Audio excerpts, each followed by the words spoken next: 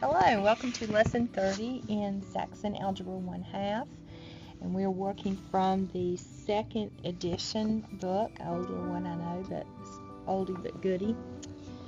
Alright, and today's lesson is on graphs. This is going to be a really short lesson because I think most of you have been exposed to graphs at some point and know how to read those, but just to make sure, we're going to only cover two types of graphs today, and those are the double bar graph or the bar graph and the broken line graph.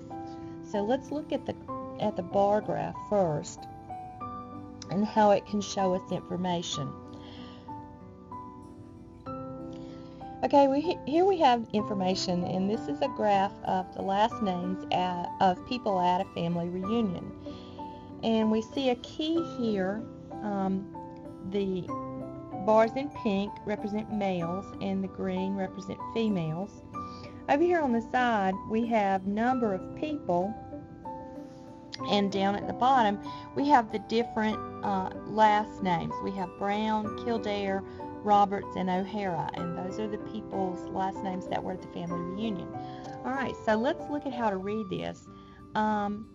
Those who had the last name Brown, males, there were 3, and there were 6 females who had the last name Brown. Now, the reason we're going to use a double bar graph on this particular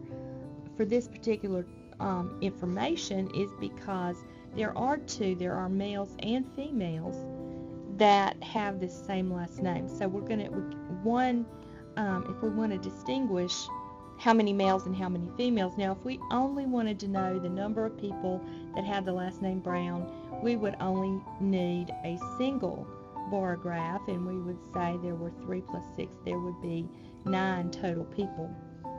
But this one breaks it down and is very specific for us. Alright, so Kildare, you can see we have 10 males and 8 females.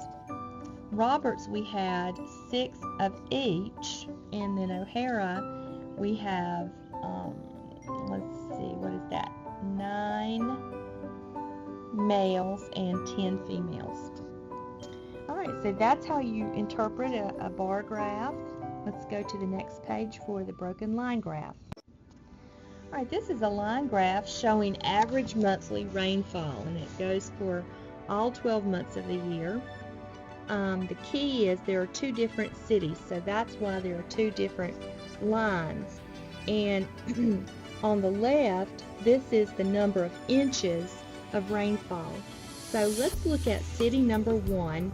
In January, there were 5 inches of rainfall, and then in February, it dropped to almost 4, not quite, and then to 3 in March, about 2.5 in April, and so forth, you can see.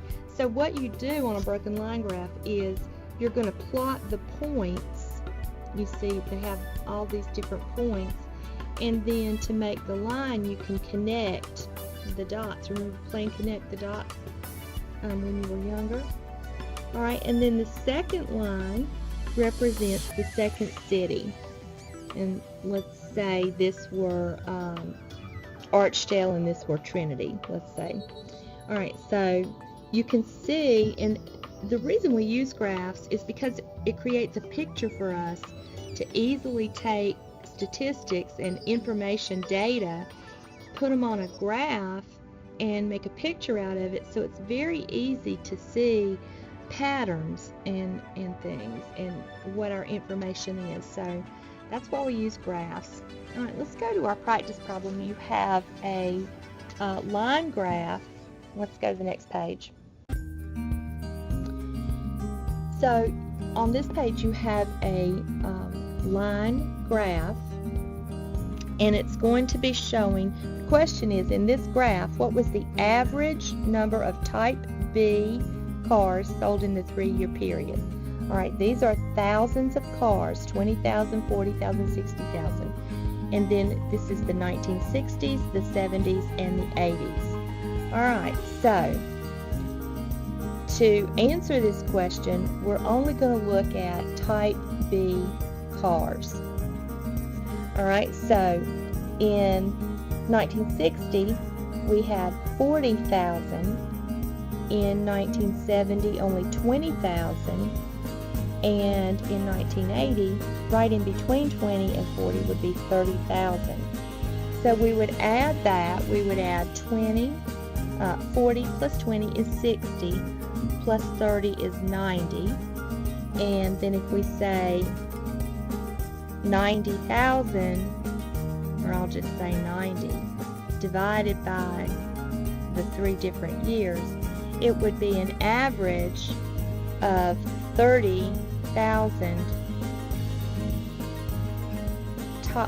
type B cars sold in that 3-year period, 60, 70, and 80. Alright, so good lesson. I'll see you back tomorrow for lesson 31. Enjoy. As always, if you have questions, just let me know.